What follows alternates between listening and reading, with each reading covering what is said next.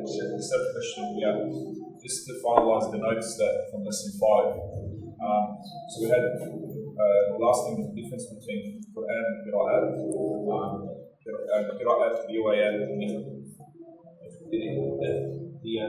going to be learned later? Oh, the ikhtiyarat. At the bottom of the notes? Okay. That we discussed later.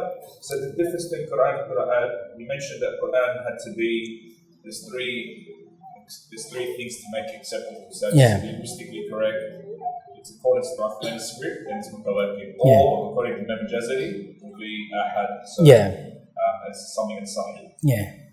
But then, where is the difference now between Quran, so that accepted being as Quran, or Qiraat? Is that Qiraat being something that's shad?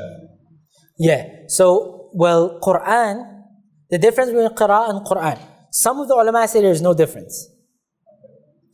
And then some of them say that it's completely different. So, Al-Imam Al-Zarkashi, rahmatullah alayh, and Al-Qastalani, they said that Qira'ah is completely different from Quran. Qira'ah is one thing, Quran is the other thing. So, but that's a problematic statement, to say that they're completely different. Because in the verses where there are differences in the Qira'at, if you say they're completely different, then one thing has to be Quran and the others have to be other than Quran. But this is not the case. Some of them say that they are completely the same. This also becomes problematic when you can say, for example, we can say qira'atun shadha, but we cannot say Qur'anun shadh.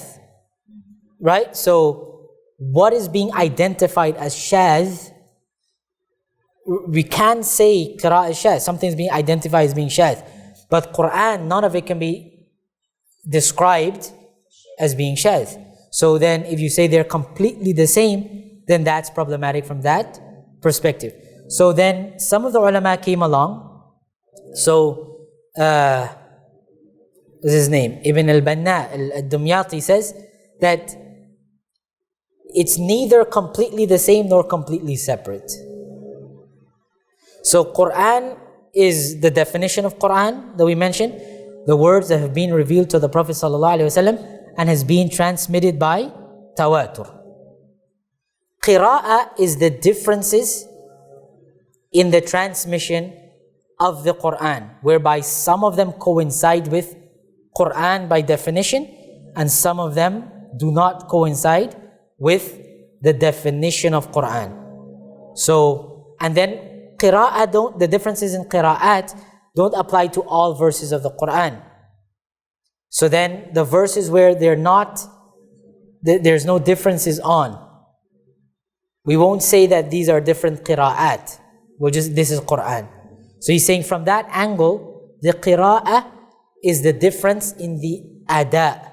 Differences and agreement in the transmission of the Quran is called Qira'at, while Quran is the words that have been revealed to the Prophet ﷺ and has been transmitted by tawatur. Differences between Qira'ah, Riwayah, Ikhtiyar. I think we've done, is that really that next week? Or? No, we can just do it quick.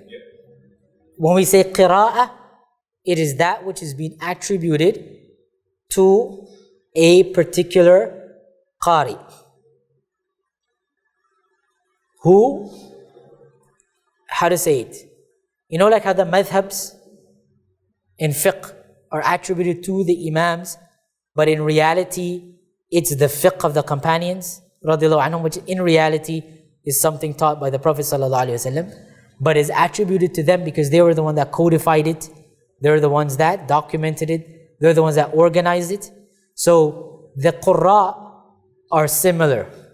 So Qira'ah is what is attributed directly to the Qurra. So Qira'at Asim, Qira'at Abi Amr, Qira'at Ibn Kathir.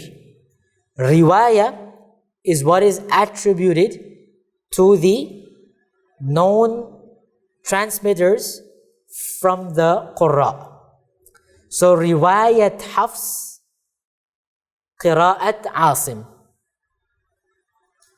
This is the qira'ah of Asim based on the riwayah, based on the narration of Hafs. So, yes, it's riwayat Hafs an Asim. So the qira'ah, when we say qira'ah, it's attributed to Asim. The riwayah of it is attributed to Hafs. Ikhtiyar is where the students of the rawis chose in particular verses a different qira'ah other than the one that they are narrating, because they believe it's more sahih or something like that. So if you have somebody narrating from Hafs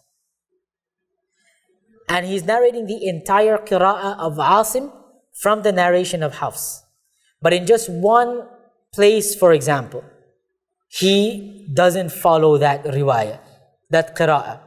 For example, in the qira'ah of Asim, there's only one instance of where we recite something between a long vowel and a kasrah.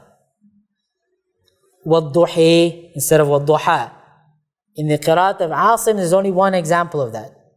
Right? Bismillahi majrayha wa mursaha.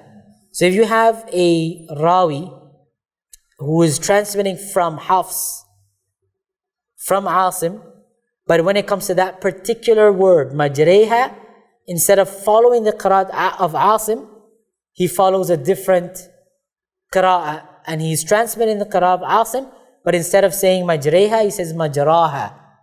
We'll say that's the ikhtiyar, that's the choice of that narrator, not representing the official qira'ah of Asim. So that's the ikhtiyar. What is attributed to the students of the transmitters is the ikhtiyar, if it's different. What is attributed to the transmitter is the riwayah. What is attributed to the qari is the qira'ah. So brief history, the 10 reciters, all 5 we've covered all.